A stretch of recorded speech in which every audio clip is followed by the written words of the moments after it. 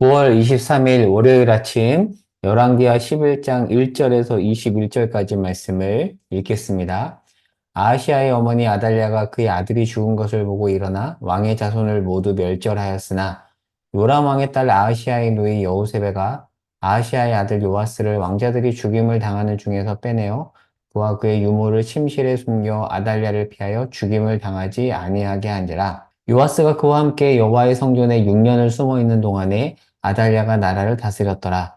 일곱째에 여호야다가 사람을 보내 가릿 사람의 백부장들과 호위병의 백부장들을 불러 데리고 여호와의 성전으로 들어가서 그들과 언약을 맺고 그들에게 여호와의 성전에서 맹세하게 한 후에 왕자를 그들에게 보이고 명령하여 이르되 너희가 행할 것이 이러하니 안식일에 들어온 너희 중 3분의 1은 왕궁을 주의하여 지키고 3분의 1은 수루문에 있고 3분의 1은 호위대 뒤에 있는 문에 있어서 이와 같이 왕궁을 주의하여 지키고 안식일에 나가는 너희 중 2대는 여호와의 성전을 주의하여 지켜 왕을 호위하되 너희는 각각 손에 무기를 잡고 왕을 호위하며 너희 대열을 침범하는 모든 자는 죽이고 왕이 출입할 때에 시위할지니라 하니 백부장들이 이에 제사장 여호야다의 모든 명령대로 행하여 각기 관할하는 바 안식일에 들어오는 자와 안식일에 나가는 자를 거느리고 제사장 여호야다에게 나아오매 제사장이 여호와의 성전에 있는 다윗왕의 창과 방패를 백부장들에게 주니 호위병이 각각 손에 무기를 잡고 왕을 호위하되 성전 오른쪽에서부터 왼쪽까지 제단과 성전 곁에 서고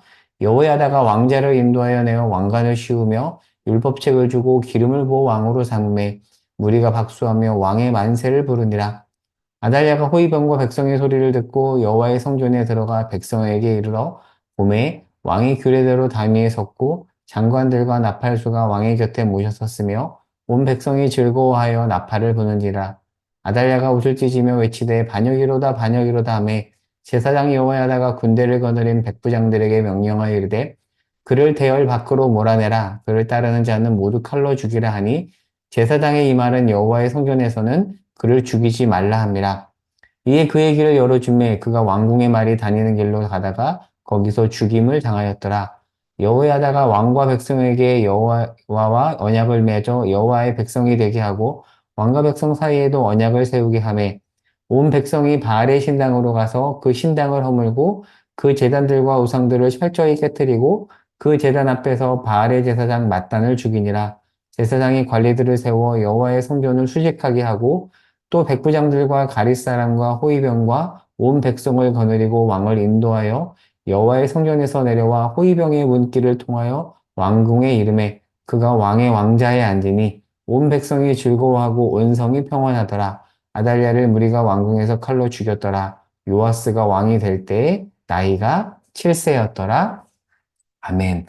자, 오늘 본문 말씀을 보겠습니다. 자, 1절에 보면 아하시아의 어머니 아달랴가 아들이 죽은 것을 보고 왕손을 멸절했다라고 되어 있는데, 자, 무슨 뜻인지 앞장인 10장과 함께 살펴보도록 하겠습니다. 자, 10장에서 보면 북이스라엘의 5대 왕조를 열었던 예후에 의해서 오므리 왕조, 이 아합 가문이 다 심판을 받습니다. 아합은 이미 죽었지만 여전히 아들들이 살아 있었잖아요. 그래서 아합의 아들이자 오므리 왕조의 마지막 왕인 북이스라엘의 요람, 여호람이라고도 하는 이 요람이 죽었습니다. 자, 그런데 이때 옆에 있던 조카이자 남유다의 왕인 아하시아도 죽습니다. 왜 북이스라엘의 왕과 남유다의 왕이 같이 있는가? 남유다의 아하시아의 엄마가 아달랴거든요. 이런 어떤 관계 때문에 같이 있었던 겁니다. 마침 전쟁을 했고, 이 요람이 다쳤고, 다치고 몸을 치료하고 있는 중에 아하시아가 병문안을 왔잖아요. 그래서 이 자리에서 예후가 둘 다 죽입니다. 그래서 남유다의 아하시아가 죽은 겁니다. 자, 그런데 1절에 보면 아달랴는 아들이 죽은 것을 보고 왜 왕족을 멸절한 걸까? 유심히 보면 잘 이해가 되지 않는 대목입니다. 아들이 죽었으면 아들을 죽인 자를 멸절해야지 아들이 속해 있는 왕족을 멸절하는 것은 뭔가 안 맞아 보이잖아요. 그쵸? 자, 그런데 이때 아하시아가 죽었죠? 아하시아의 아들이자 아달랴에게 있어서는 손자인 요아스 한 살이었습니다. 요아스는 살아 있었습니다. 자, 그러니까 아달랴는 왕족을 다 죽이려고 했다는 것은 이 자기 손자까지 죽이려고 한 거예요. 자, 왜 그랬을까요? 왜 손자까지 싸그리 죽이려고 했던 걸까? 지금 북이스라엘 왕조는 예후에 의해서 다 멸절당했죠. 그러니까 아달랴는 북이스라엘의 피가 흐르는데 거기 가봤자 세력을 피지 못하는 거예요. 그런데 지금 남유다에도 피가 있잖아요. 그런데 지금 내가 이 기회를 차지하면 내가 남유다의 왕이 될 수 있겠나라고 판단을 해서 왕족을 다 죽인 겁니다. 왕족을 죽이고 자기가 남유다의 왕이 되려고 했던 거죠.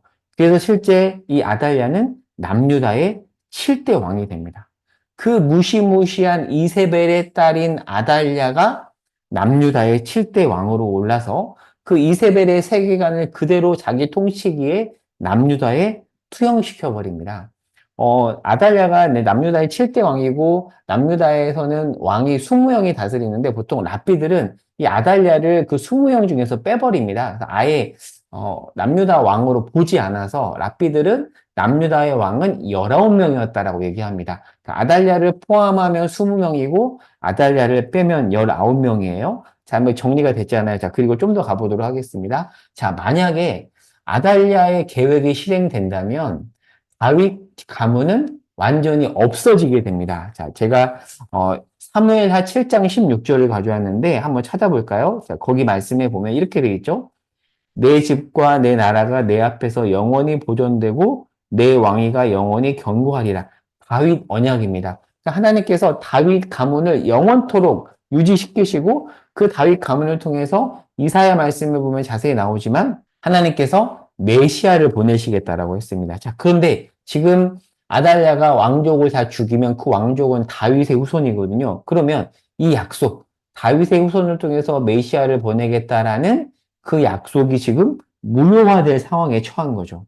자, 그런데 이때 누가 나서냐면 요람의 딸이자 아하시아의 누이인 요세바가 나서서 요아스를 성전에다가 보호합니다. 6년 동안 숨깁니다. 자, 3절 말씀해 보겠습니다. 오늘 보면 3절에 보면 요아스가 그와 함께 여호와의 성전에 6년을 숨어 있는 동안에 아달랴가 나라를 다스렸더라.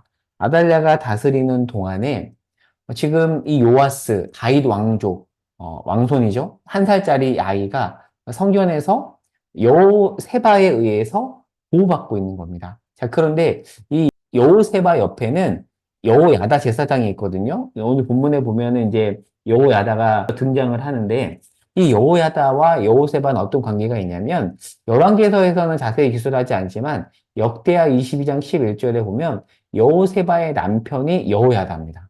부창무수죠. 자, 그러면 이런 질문이 들 수 있습니다. 이 관계도를 보면 여호세바는 아하시아의 누이예요. 아하시아는 아달랴의 아들입니다. 그러면 여호세바는 아달랴의 딸인가? 어떻게 된 걸까? 여러분 어떻게 생각하시나요?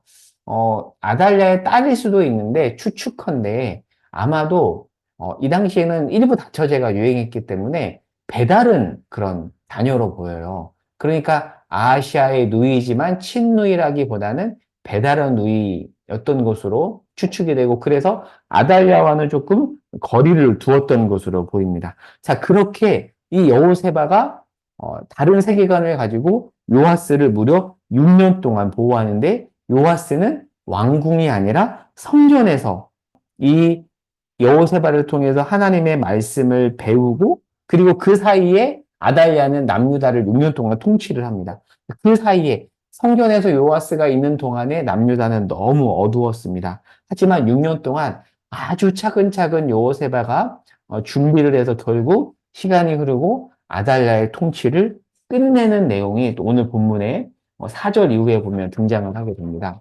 그리고 4절에 보면은 일곱째 해라고 되어 있는데 어린 그 1살이었던 요아스가 7살이 되자 이 여호야다 제사장, 여호세바의 남편이죠. 이 제사장이 군대를 불러서 여호와의 성전에서 맹세를 하게 하고 요아스를 이제 보여주고 이제 요아스를 남유다의 왕으로 세우고 종교 개혁을 단행합니다. 그로써 이 끔찍했던 아달랴의 통치가 끝이 나고 하나님께서 보호하겠다라는 그 다윗 왕조가 계속해서 이어지죠. 자, 오늘 말씀을 정리하고 적용해 보도록 하겠습니다. 자, 오늘 본문은 사실 아찔한 본문입니다. 이 악한 여인 아달랴 때문에 다윗 왕조가 끊길 뻔했습니다. 그런데 감사하게도 1살짜리 요아스가 살아남았죠. 그러니까 다윗의 등불이 사라지는, 어찌 보면 완전히 끝났다라고 할 수 있는 상황, 그리고 예수 그리스도의 대가 끊길 뻔한 상황이었습니다. 그런데 이 상황에서 지금 하나님께서 이 말씀을 통해서 어떤 메시지를 주고 있냐면 끝이 아니다.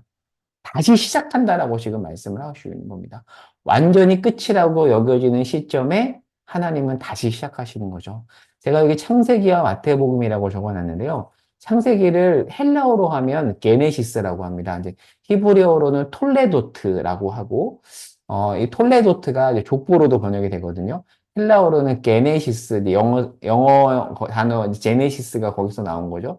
자, 그런데 마태복음 1장에 보면 족보가 나오잖아요. 그 족보도 게네시스입니다. 영어로 제네시스죠. 그러니까 창세기의 제네시스와 마태복음의 제네시스는 같은 제네시스인데 어떤 차이가 있냐면 창세기의 제네시스는 무로부터의 창조입니다. 그런데 마태복음 1장 족보에 보면 무로부터의 창조가 아니라 마이너스로부터의 창조예요. 완전히 바닥, 끝이라고 여겨지는 곳에서 하나님께서 새롭게 시작을 합니다. 그래서 저는 더 이 마태복음의 족보가 더 은혜가 되는 것 같아요. 0에서부터, 제로에서의 시작도 참 대단한 건데 하나님은 마이너스에서 새로 시작한다라는 거죠. 완전히 무너진 곳, 바로 그 자리에서 전혀 새로운 방법으로 새 일을 행하시는 우리 하나님. 여러분, 요아스는 한 살이었고요.